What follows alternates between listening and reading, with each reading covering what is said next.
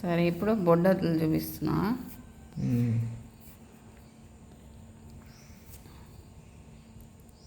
ఇలా గింజలన్నీ గింజలు తీసేసి ఇలా దూది ఆకాలి. ఇలా ఏకితే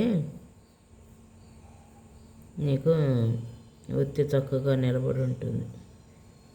ఇలా తీసుకొని ఇలా బారుగా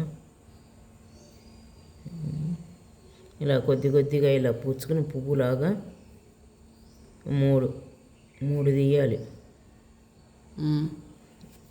3 తీస్తే బొడ్డొత్తి వచ్చింది.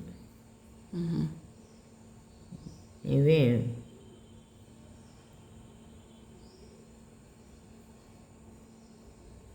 1 2 3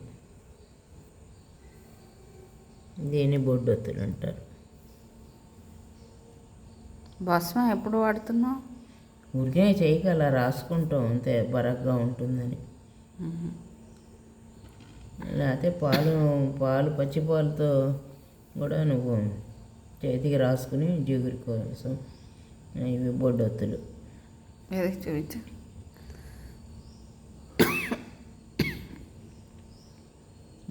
ముక్కు పుడకలాగా 3 తీయాలి.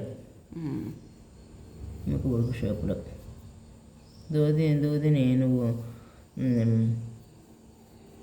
కొంచెం ఇలా బారుగా తీసుకోవాలి. తీసుకొని నలపాలి. బొడ్డొత్తులు ఒక బొడ్డొత్తి ఒక అడ్డ ఒత్తి వేస్తారు.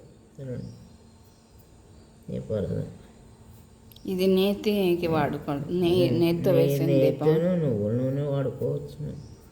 ఇదేమో వస్త్రం యజ్ఞోపేతం. ఇలా బారుగా తీసుకుని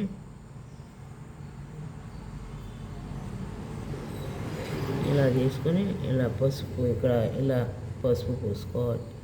3 కడుపులు ఒక యజ్ఞోపేతం. ఇదేమో వస్త్రం. దీని పసుపు గంధం పసుపు పూసి వస్త్రంగా పెడతారు. ఇది వస్త్రంగా చేస్తారు. ఇది వస్త్రం సమర్పయామి, యజ్ఞోపేతం సమర్పయామి.